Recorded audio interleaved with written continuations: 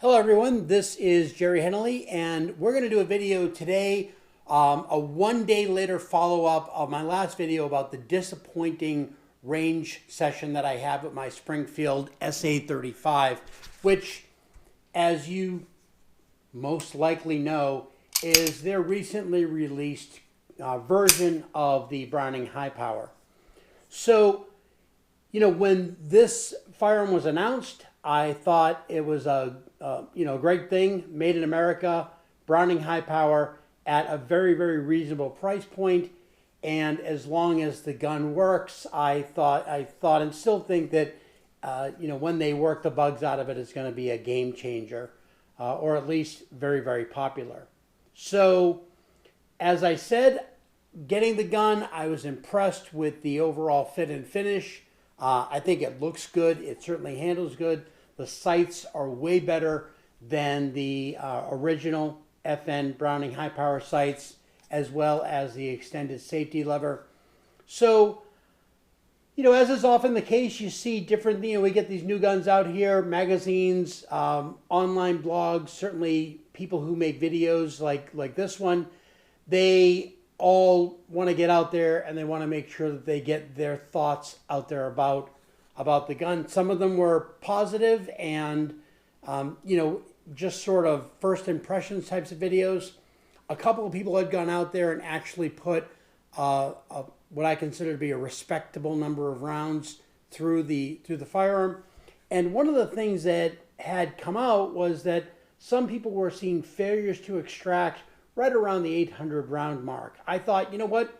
I already had an order in my local gun store for one of these. So when we get it, let me put it through its own, its own 1,000 round challenge. But instead of doing it like a 1,000 round torture test, no lube, no cleaning, straight out of the box, do it all in one day, I don't know that's necessarily indicative of how we use our guns, certainly not how we treat guns that we might carry for self-defense purposes. And so certainly it's not how they do it in the military, which is where this gun got its start as the winner of a military design competition. So I thought, let's treat the gun normally and let's shoot it, but let's get a good number of rounds through it.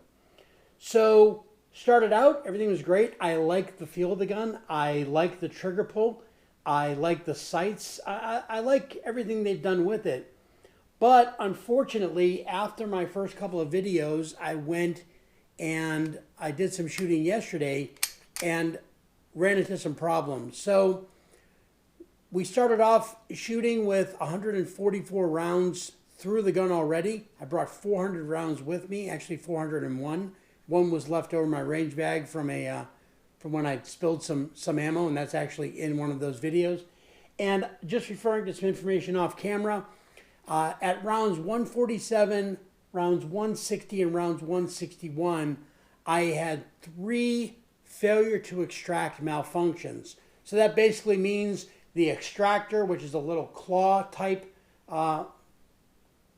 tool or part built into the gun, that is supposed to engage the rim of the cartridge and draw it from the chamber where it can then be extracted so the new round can come in.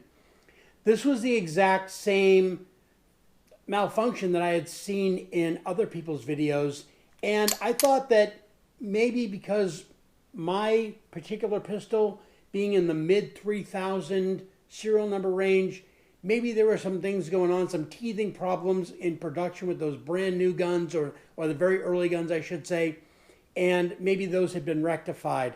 And it was really disappointing that that wasn't the case. So, as I said, right at 146 and over the course of just about 15 or 16 rounds, 3 separate malfunctions. Now, I soldiered on. I kept on going, reloaded a couple of magazines, and had more malfunctions. I didn't count the round count for those because, honestly, 1 failure to extract might be an anomaly, but not when it's a known issue. And then 3 within 15 rounds, to me, the gun is, at that point, pretty much a paperweight, because if you can't rely on it, then something has to be rectified. So what's next for this particular Springfield Armory SA35? Well, it's going to go back to Springfield.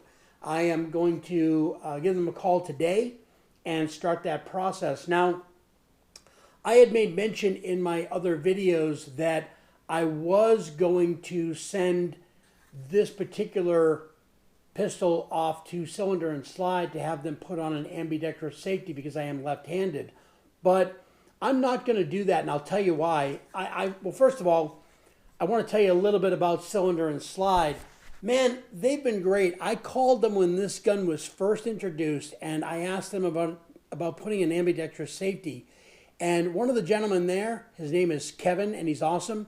He said, you know what, we haven't yet had an SA35 in the shop to look at it and make sure it's similar enough that we can, add that aftermarket part. So once we do, give us a call back when you get the gun, and at that point we feel confident we will have had the opportunity to look at one of the SA35s and tell you if we can help you out. I got my gun. I called back. Kevin remembered our conversation, and he said, you know what? Even though just recently we have temporarily suspended what we call our quick service types of service interaction because they just have a backlog. He said, I remember our conversation. We've been talking to you. We're going to go ahead and still allow you to send a gun in under our quick service sort of process, even though we have temporarily shut that down. I thought that was a great customer service gesture on their part. And, part of me is like, maybe I should just get it in there anyway to make sure that I can sort of still get that deal. But I'm not going to. I want Springfield to be able to see the gun unmodified, listen to what I have going on with it, and then from there, have the ability to make it right. And if that causes me to no longer be able to take part in the cylinder and slide, very kind gesture, then I'll just wait in line, in there. I think they've now sort of collapsed their work streams into just one stream. I do want to talk a little bit about the specific malfunctions because I want to point out what they weren't. So again, these were failures to extract. What would happen would be the firearm would recoil, the slide would come back, it would attempt to pick up a new round from the top of the magazine, and when it came back, because the earlier casing was not extracted, therefore could not eject, we would then get a stoppage because we were basically trying to fit a round into the chamber when another, at least casing, was already occupying that space. Okay? This was not, and if you look in the video, you'll notice that if I got the slide lock back and got the magazine out, a quick shake would cause the empty case to fall out of the chamber and out of the magazine well, and I could then get the pistol back into action. That tells us it's not an ammo problem. The ammo, by the way, that I used was Winchester 9mm full metal jacket. They sell them in these 200 round value packs. I'm moving this around a little bit because sometimes with the glare you might not be able to read it. Got these in 200 round packs from Midway, and this is virgin, not reloaded stuff. This is quality ammo. So, and also because we know that the empty case was able to be shook out of the chamber, that means there weren't any pressure issues where the cartridge case was expanding and sort of sticking onto the walls of the chamber. That also indicates the chamber was machined properly. If that were rough, if there had been a tool mark or a snag in there or something, that would have held on to the brass casing. So this is something that's going on with the Extractor. Now, when I looked at the Extractor, I was unable to see any issues or problems with it. It's not chipped, it's not burred, it's not broken, certainly. I have heard some people opine that, this, of course, is the Extractor here, this strip of metal. And I've heard some people, as I said, put forward their opinion that maybe Springfield milled the Extractor channel first and then afterwards milled the slide serrations, and maybe that caused a little bit of chatter or burring. And that could have that could have something to do with what's going on. I don't know. I'm not a machinist, but I guess it's certainly a possibility. Either way, the future of this gun is we're going to send it to Springfield. We're going to give them the opportunity to make it right. After that, we're going to come back. I'll get in line to get that ambidextrous safety put on, and we're going to continue to shoot this gun. I still want to get 1,000 rounds through this gun, and we'll kind of pick up our round count where we left off.